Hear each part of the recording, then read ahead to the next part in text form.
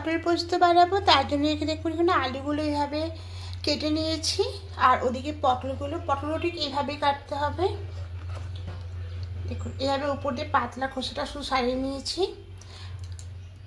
এবার কড়াইয়ে তেল দিয়ে দিয়েছি, তেলের মধ্যে পটলগুলো ভেজে নেব। সামান্য একটু লবণ দিয়ে দেবো, তাহলে তেলটা একটু কম ফুটবে। কিন্তু তেলটা গরম হয়ে গেছে।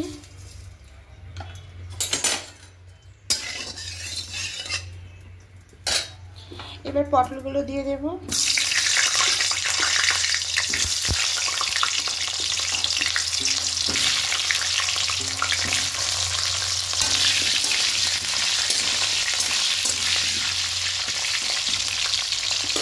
মশলাটা পেস্ট করে নেবো। এখানে 4 চামচ মতো পোস্ত আছে।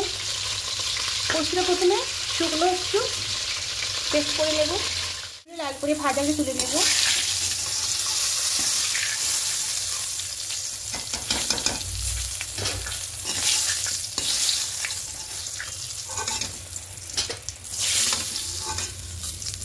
এবারে এই তেলের মধ্যে আলুগুলো দিয়ে দেবো।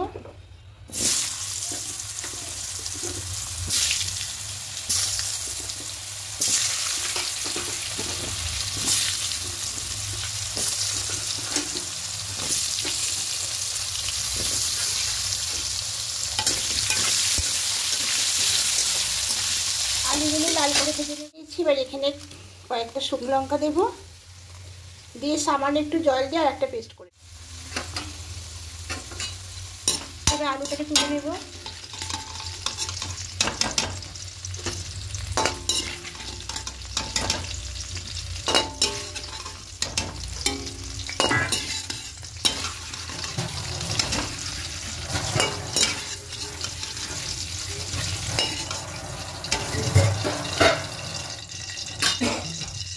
এবার এই তেলের মধ্যে পেঁয়াজ কুচি আর টমেটো কুচি দিয়ে দেবো।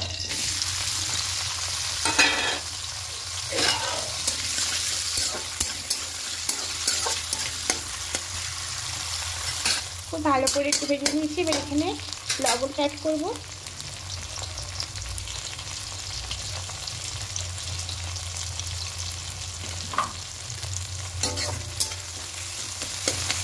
লবণটা দিয়ে আর একটু ভেজে দেবো, তাহলে টমেটোগুলো নরম হয়ে যাবে। টমেটোগুলো একটু নরম হয়ে গেছে। এবার এখানে দিয়ে দেবো ভেজে রাখা আলু আর পটল।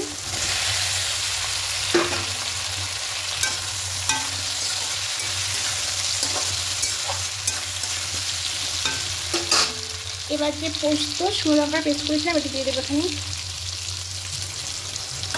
আর সামান্য একটু মিষ্টি দেবো।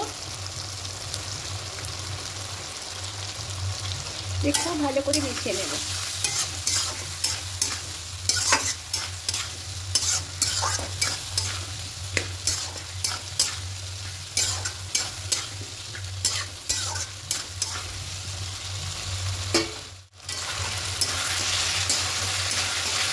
এবার এখানে পোস্ত বাকি ধুয়ে জলটা দিয়ে দেবো।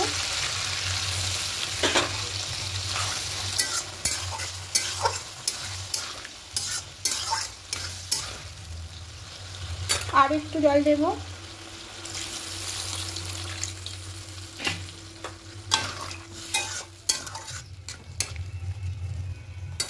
এবার ঢাকা দিয়ে 10 মিনিট রেখে দেবো। খুলে নেব।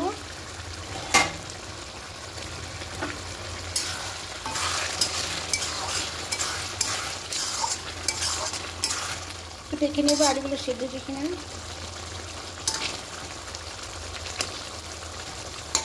হ্যাঁ, আলুগুলো সেদ্ধ হয়ে গেছে। এবার গ্যাসটা অফ করে দেবো, দিয়ে এটা নামিয়ে নেব। এবার একটা অন্য পাত্রের মধ্যে নামিয়ে নিয়েছি। এবার উপর দিয়ে কাঁচা সরষের তেল দিয়ে দেব। তা গরম গরম ভাতের সঙ্গে এবার পরিবেশন করব। ব্যাস, এর সঙ্গে আর কিছুই লাগবে না, শুধু এই পটল পোস্ত দিয়ে এক থালা ভাত খাওয়া হয়ে যাবে। তো বন্ধুরা, যদি আমার এই রেসিপিগুলো ভালো লেগে থাকে অবশ্যই কমেন্টে জানাবেন। আর আপনাদের কমেন্ট পেলে আমার ভীষণ ভীষণ ভালো লাগে, রান্না করতে উৎসাহ জাগে। আর যারা নতুন বন্ধুরা দেখছেন এখনও পর্যন্ত সাবস্ক্রাইব করেননি, তাদের কাছে অনুরোধ রইল সাবস্ক্রাইব করে আমার পাশে থাকার জন্য। আমিও আপনাদের পাশে থাকব।